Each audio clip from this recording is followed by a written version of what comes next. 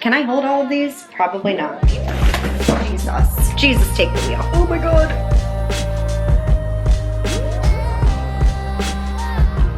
This may be the smallest haul I have ever hauled. So honestly, good job me.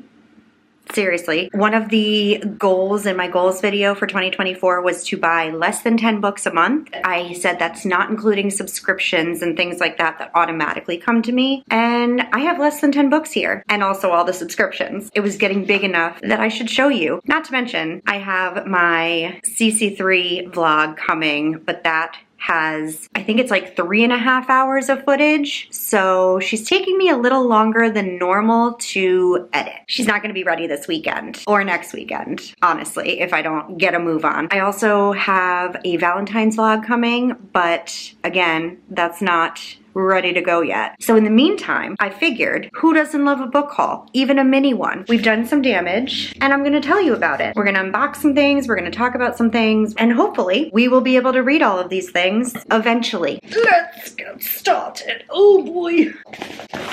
Jesus. So first, we have my February book of the month, not sponsored. I think I'm the only one on the internet who isn't sponsored by book of the month. I feel like that's an achievement in and of itself. Went a little crazy this month. I got 5. I couldn't decide, guys. I just couldn't. I got The Resort. This is a thriller about a friend group, maybe? Or not, maybe not. It's a thriller about a getaway, a vacation on this island. Something thrilling happens, and that's all I know about it. I'm not gonna lie to you, I bought this for the cover because it's pink, which is pretty much my entire personality. This one is probably my most anticipated in this box, and that is The Woman by Kristen Hanna. If any of you know me, you know I am not a historical fiction girl at all. But Kristen Hanna is where I make an exception. I just love her writing. I love her writing. I was not a huge fan of The Nightingale, but The Great Alone and The Four Winds blew me away. Based on the cover, I'm assuming Vietnam, but I don't actually know what this is about. Dangerous time in an epic tale of a nation divided. Yep, Vietnam. Her brother ships out to serve in Vietnam. She joins the Army Nurse Corps and follows his path. Okay, I'm in. That's all I need to know. I'm so excited for this. I'm hoping to get to it this month, but things aren't looking good. Things are not looking good, guys. I also picked up Ready or Not. This is a new romance that I've heard hyped up quite a bit. It has to do with an unplanned pregnancy trope, which is typically not something many people enjoy, but I think I've heard that this is done quite well. It might be the exception to the rule. It takes place in New York City. That was kind of enough for me.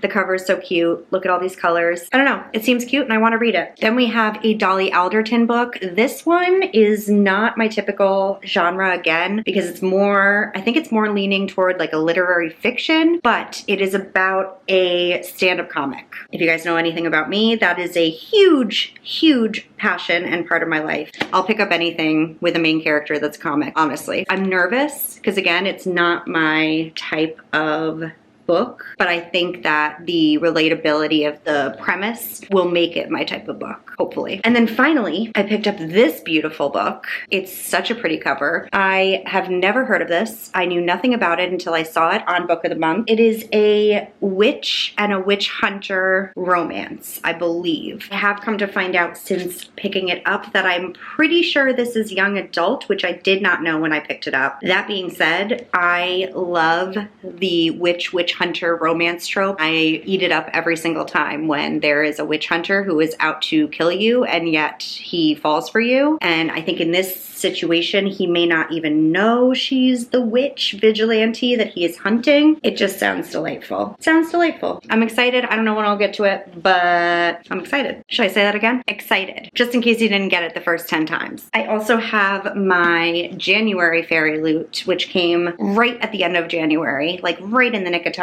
This is Faybound, and I am not gonna lie to you, I don't love the cover. I don't. I feel guilty about it because I think a lot of people really do, but this is not doing much for me, although I will say the gold is really pretty, and that's beautiful. I have been hearing nothing but amazing things about this, and I don't really know what it's about. Obviously, it has to do with Fae, and that's really all I know, but I think recently Jan was hyping it up, and because of that, I'm excited to get to it. Hopefully sooner rather than later. Next up, I have a new subscription. I resisted for quite a while. I thought book of the month was enough for me. I didn't need to venture into another monthly book subscription box that was very similar, but I fell for the hype, okay? I have heard that the quality and the way that they print their books is just gorgeous and high quality and holds up really well. I picked up Ardvark this month. This is my very first box. I am so excited to get into it and see what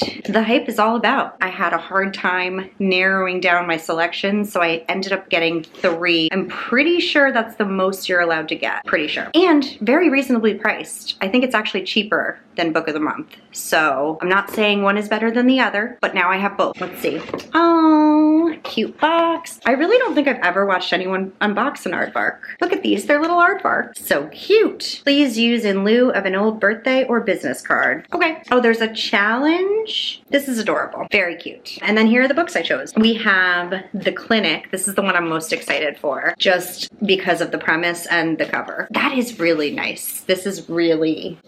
It's like got a matte feel. I love that they like hide the little logo like amidst the cover. So like in this case, it's like a little moon almost. Let's see. Meg works for a casino in LA, catching cheaters and popping a few too many pain pills to cope, following a far different path than her sister Haley, a famous actress. But suddenly reports surface of Haley dying at the remote rehab facility where she had been forced to go to get her addictions under control. She decides that the best way to find out what happened to her big sister is to check in herself to investigate what really happened from the inside. I like the idea of someone like checking themselves into a rehab to solve a crime. That sounds good. It reminds me, not at all, but sort of a little bit of American Horror Story Asylum, where she like checks herself in to like report on what's going on behind closed doors. And this cover is like very eerie. I don't know. I'm excited. Then I picked up The Tainted Cup by Robert Jackson Bennett. This cover is gorgeous. Again, we have a very subtle nod to Aardvark. Look at that spine. That is just stunning. I have never read a Robert Jackson Bennett, but I have always wanted to, and this one I believe is giving like Holmes and Watson style detective duo take the stage in this fantasy with a mystery twist from the Edgar-winning, multiple Hugo-nominated Robert Jackson Bennett. So it's like a Sherlock Holmes type mystery, but it has some fantastical elements, and that combined with the author, who is very well loved, combined with this cover, that was all I needed to know. It was on my list already, and Ardvark was offering it, so I figured why not. And then the last book I got is The House of Last Resort. And this one takes place in Italy, about a house. I'm pretty sure this couple like buys it for $1 or something, and they're gonna like go in and redo it, but it is, I believe, haunted, or there's some weird stories going along with it. I don't want to know too much, but you know me and haunted houses, I will pick up anything that may or may not be a haunted house. In Italy, like, sign me up. Sign me up. I am so excited to be an Ardvark box subscriber.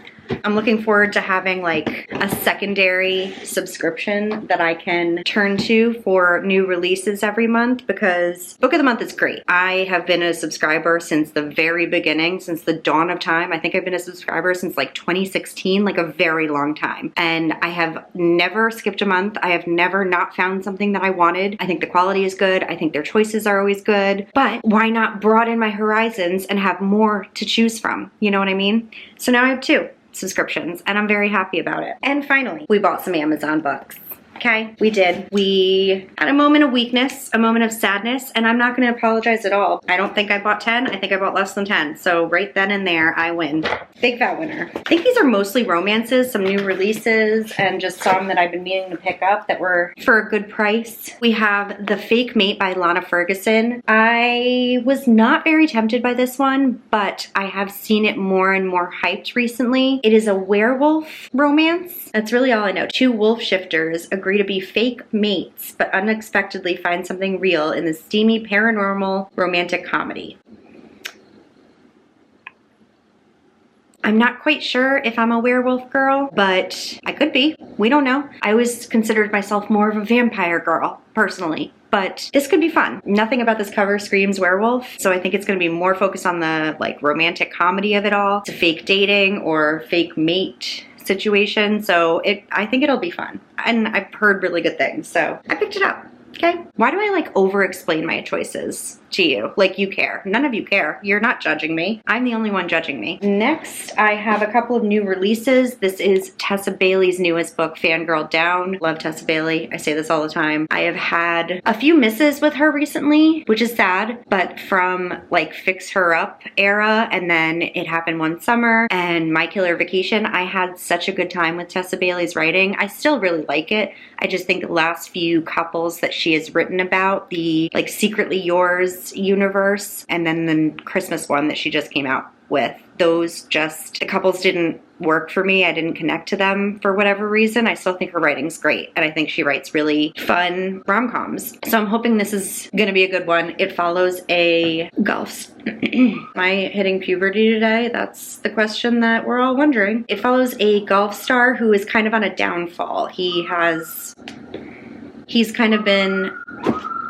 been like spiraling a little bit. He's been drinking too much. His career is kind of falling apart. He's not performing as well as he used to. And then we have this girl who is his biggest fan. And I guess she refuses to give up on him. I don't really know where it's gonna go from there. Not a huge golf fan, although Happy Gilmore is one of my favorite movies of all time. Time to go home there, ball.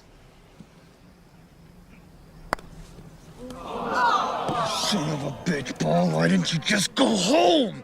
That's your home! Are you too good for your home? Answer me! I truly believe that half of my comedy instincts come from watching that movie when I was way too young to be watching that movie. It changed me. I don't know. I'm excited because it's Tessa Bailey, and if I like it, I like it. If I don't, I'm still gonna keep picking Tessa Bailey up. I'm bound to find another one I love as much as the ones I used to love, right? And then we have another new release that came out yesterday. This is At First Spite by Olivia Dade. Olivia Dade wrote...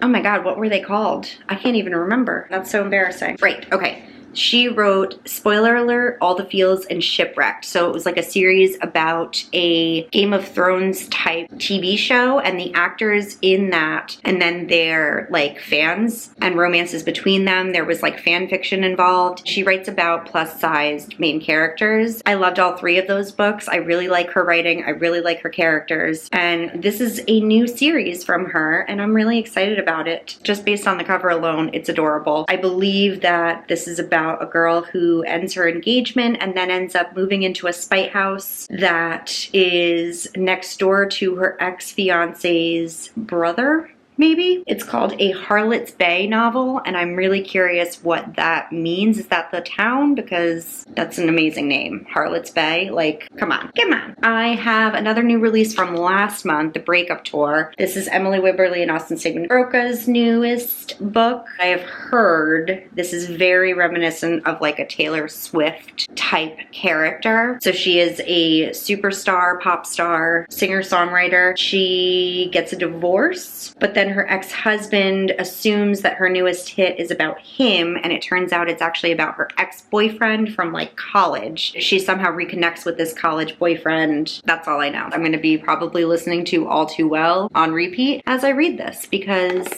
gotta get in the feels. I just love these authors. They're a married couple. They each write one of the perspectives in each of their romances, and they write really realistic couples, in my opinion, with real life problems and real life relationships and things that like everyday couples go through all the time. I mean, I don't know, this is about a pop star, so that might be a little meh, but oh my God, I just said All Too Well. A rising star musician has a second chance at love with an old flame she remembers all too well in this swoony romance. Okay, so this is not a nod. This is not like a wink wink Taylor Swift. This is like Taylor Swift. Taylor Swift fan fiction, if you will. Then we have a completely random one. This one was brought up during a reading sprint one time, and the cover alone would have probably gotten me to pick it up, but it is Compared to Bunny by Mona Awad, and that was all I needed to know. The boys on the row are only after one thing, but Tiffany's on the hunt for something more. After a frat party hookup devolves into a bloody fatal affair, Tiffany realizes something within her has finally awoken, the insatiable desire to kill. Okay, that's all I need to know. I mean, say no more.